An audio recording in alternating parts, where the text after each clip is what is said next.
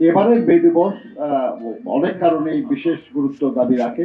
রাষ্ট্র পরিচালনার দায়িত্ব পেলে তারা শ্রমজীবী মানুষের জন্য কি করবে, যে আগামী 5 বছরের মধ্যে নিশ্চয়ই যেসব প্রতিশ্রুতি দেওয়া হয়েছে তা অনেকাংশেই পূর্ণ করা হবে। এর আগে যেসব বিষয়ে আলোচনা হয়েছিল, শ্রম আইনের সংস্কার, সেটা তারা অনুমোদন করেছেন, এটা আইনে পরিণত হয়েছে। এই বাংলাদেশ যখন পাকিস্তানের অংশ ছিল কিংবা তারও আগে ব্রিটিশ ভারত, তখন থেকেই এই মে দিবস পালন করে আসছে। এবারের মে দিবস অনেক কারণেই বিশেষ গুরুত্ব দাবি রাখে।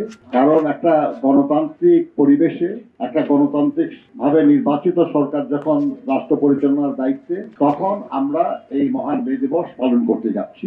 এবং সেই নির্বাচিত সরকারের যিনি প্রধান এবং যে দল নির্বাচনে বিজয়ী হয়েছে সেই দলের প্রধান আমাদের এই সমাবেশে বক্তব্য রাখবেন। আমরা তার কাছ থেকে নতুন প্রতিশ্রুতি দেন। আমরা আশা করছি যে তিনি যে দলের নেতৃত্ব দেন, তিনি যে সেই দলের পক্ষ থেকে নির্বাচনের আগে যে নির্বাচন ইশতেহার ঘোষণা করা হয়েছে, সেখানে অনেক বিষয়ে বলা হয়েছে যে তা নির্বাচনে বিজয়ী হয়ে রাষ্ট্র পরিচালনার দায়িত্ব পেলে তারা শ্রমজীবী মানুষের কি করবে।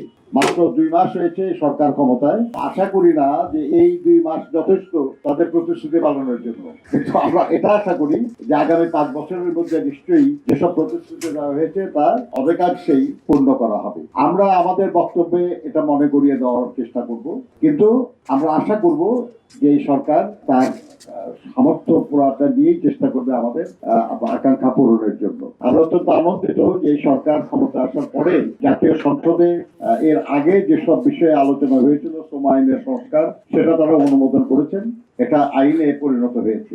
এটা যথেষ্ট নয়, আরো কিছু সংশোধন, আরো কিছু পরিবর্তন প্রয়োজন বলে আমরা মনে করি। এইগুলো নিয়ে আমরা যথাসময়ে সরকারের সঙ্গে কথা বলবো। এই নিয়ে বা ত্রিপক্ষীয় কমিটিতে আলোচনা হবে এবং আলোচনার প্রেক্ষিতে আইনের প্রয়োজনীয় সংশোধন হবে বলে আমরা আশা করি।